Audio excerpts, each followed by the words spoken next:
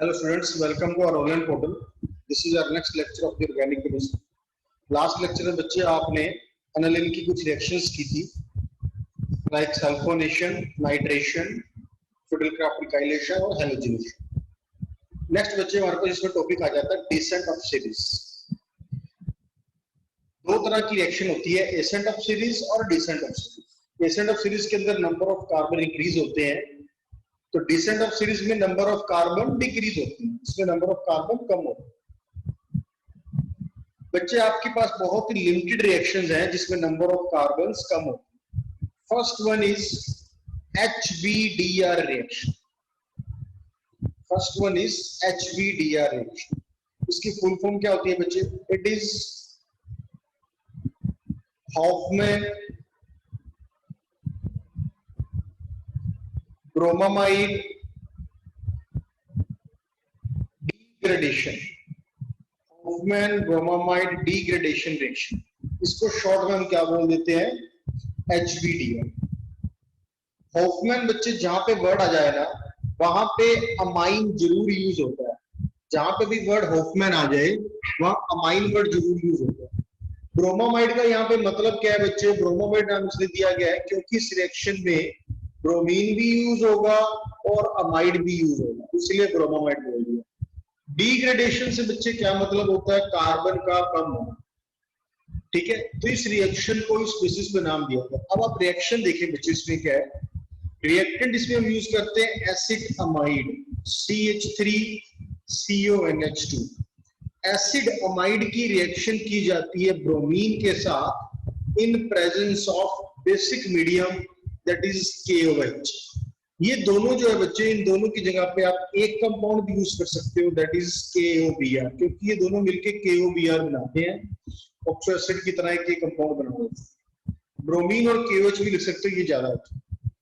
जब आप ये रिएक्शन करेंगे bromine with KOH acid amide की, तो ये बेटा क्या बना देता है? इसमें अमाइन बना देता है CH3NH। अब देखो रिएक्टेंट में यहाँ पे कितने कार्बन थे? 2, और जो यहाँ पे आपका मेन प्रोडक्ट बन रहा है उसमें कार्बन कितने? 1।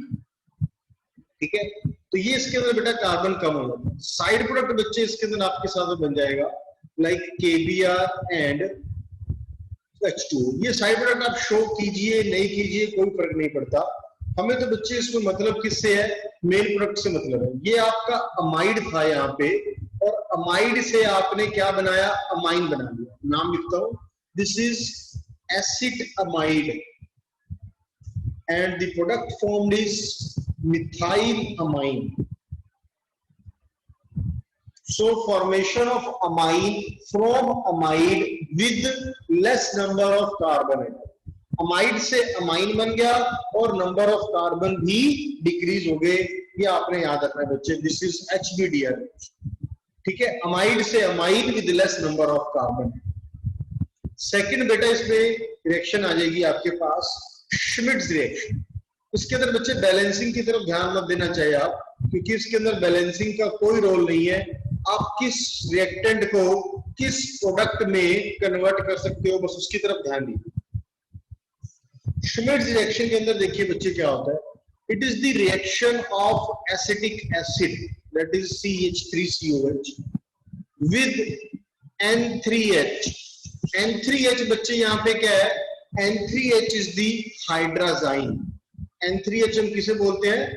हाइड्राजाइन। हाइड्रोजन से रिएक्शन करते हैं किसकी प्रेजेंस में? कॉन्सेंट्रेटेड H2SO4 के साथ। कॉन्सेंट्रेटेड H2SO4 की प्रेजेंस में रिएक्शन की जाती है। ये हाइड्राजीन नहीं बच्चे, इसको आप हाइड्राजीन की देखिए, इसको हम बोलेंगे हाइड्राजोइक एसिड। क्या बोलते हैं इसे हम? Hydrazoic acid. बस इसके अंदर आप एक चीज ध्यान रखना, इसको आप अमोनिया से कंफ्यूज मत करना। अमोनिया हमारे पास NH3 होता है, जबकि ये आप क्या यूज कर रहे हो? N3H यूज कर रहे हो। ये आप N3H यूज कर रहे हो, इसके अंदर NH3 नहीं है। कई बार इसमें कंफ्यूजन रहती है, कई बार बच्चे सोचते हैं शायद गलत तो नहीं लिख दिया, NH3 आना तो नहीं। दिस इज हाइड्राजोइक एसिड, तो N3H आएगा, इसका ध्यान रखना। इसमें बेटा क्या होता है? एसिडिक एसिड जब रिएक्ट करता है हाइड्राजोइक एसिड से, तो ये अमाइन बना देता है। CH3NH2 अमाइन बना देगा along with nitrogen and CO2, N2 और CO2 ये साइड प्रोडक्ट बन जाएंगे। अब इसके अंदर क्या है, it is the formation of amine, it is the formation of amine from acetic acid. इसके अंदर अमाइन बन गया एसिटिक एसिड से, और इसके अंदर भी क्या खासियत है, with less number of carbon है। लास्ट रिएक्शन में भी अमाइन बन रहा था, but it was from amide, ये अमाइड से बन रहा था, और श्मिट्ज रिएक्शन में एसिड से बनता है। ठीक है, तो ये दो हमारे पास रिएक्शन होगी डिसेंट ऑफ सीरीज की। अच्छी बात ये है इसमें कि दोनों में ही अमाइंस बन रहा है प्रोडक्ट में, तो ये आपको याद रखना थोड़ा आसान होगा। थर्ड रिएक्शन की तरफ मूव करते हैं। डिसेंट ऑफ सीरीज के अंदर third reaction is Hunsdiecker Borodin.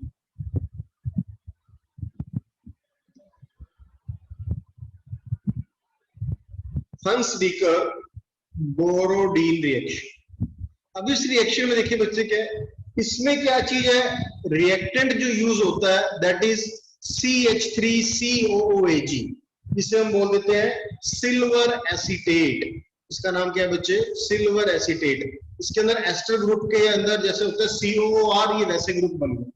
ठीक है, और इससे आप क्या और क्या बोल सकते हो, it is also known as silver salt of carboxylic acid. Silver salt of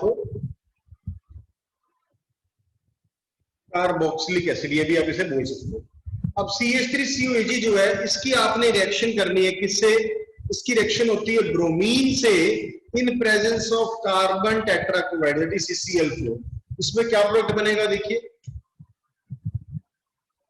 CH3Br plus CO2 plus AgBr।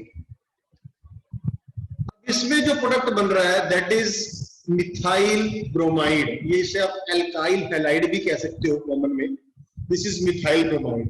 अब इसमें सिल्वर सॉल्ट के अंदर जो आपने लिया था, कितने कार्बन थे, 2 कार्बन, और प्रोडक्ट में कितने बन रहे हैं, 1 कार्बन। 1 कार्बन बन रहा है, तो इसके अंदर भी नंबर ऑफ कार्बन कम हो रहे हैं, बट इसके अंदर एल्काइल हैलाइड बन रहा है। एल्काइल हैलाइड बनाना हो with less number of carbon atom, then we have to use Hunsdiecker Borodin reaction. Fourth बच्चे इसमें आपके पास रिएक्शन आ जाती है सिंपल डी कार्बोक्सिलेशन रिएक्शन। इसे हम डी कार्बोक्सिलेशन रिएक्शन बोलते हैं। इस रिएक्शन में देखिए बेटा क्या होता है, ध्यान से देखना। Reactant is CH3COONA, sodium salt of carboxylic acid आ जाएगा। इसकी आप रिएक्शन करते हो बेस के साथ दैट इज NaOH के साथ in presence of calcium oxide. Calcium oxide की प्रेजेंस में 623 केल्विन टेम्परेचर। जब आप सोडियम हाइड्रोक्साइड और कैल्शियम ऑक्साइड दोनों यूज करते हो, तो इन दोनों को कलेक्टिवली हम सोडा लाइम भी बोलते हैं। क्या बोलते हैं इसे हम कलेक्टिवली, सोडा लाइम। ये आप जब रिएक्शन करते हैं बच्चे क्या बनेगा देखो, CH4, ये CH3 तो ये आपके पास, और H यहां से CH4 ये बन जाएगा, साथ में Na2CO3 बन जाता है सोडियम का। ये जो सोडियम कार्बोनेट बना बेटा, ये फर्दर डिसोशिएट हो जाता है किसमें, sodium oxide plus carbon dioxide plus CO। समझ गए? तो ये आपके पास डी कार्बोक्सिलेशन रिएक्शन होती है। इसमें भी देखो रिएक्टेंट में यहाँ पे 2 कार्बन थे, और प्रोडक्ट में यहाँ पे एल्केन बन रहा है, 1 कार्बन वाला बन रहा है, इसलिए मीथेन लिख दिया। एल्केन बनाना हो with less number of carbon atom बनाना हो, then we have to use decarboxylation reaction. Decarboxylation reaction का मतलब क्या होता है बच्चे, ऐसी रिएक्शन जिसमें CO2 रिलीज हो, जिसमें CO2 रिलीज हो, उसे आप डी कार्बोक्सिलेशन रिएक्शन बोल सकते हो। इंटरेस्टिंग बात ये है, यहाँ पे जो लास्ट रिएक्शन आपने की थी हंसडीकर बोरोडीन, इसमें CO2 रिलीज हो रहा था, तो इसका मतलब इसे भी हम डी कार्बोक्सिलेशन बोल सकते हैं। श्मिट्ज रिएक्शन आपने की थी, इसमें भी CO2 रिलीज हो रहा था, तो श्मिट्ज को भी आप डी कार्बोक्सिलेशन रिएक्शन बोल सकते हैं। ये जो लास्ट रिएक्शन आपने पढ़ी ना, डी कार्बोक्सिलेशन जिसमें एल्केन बनता है, ये रिएक्शन बेटा आप +1 में भी पढ़ते हैं। अगर आपको याद हो तो +1 में भी हम ये रिएक्शन करते हैं।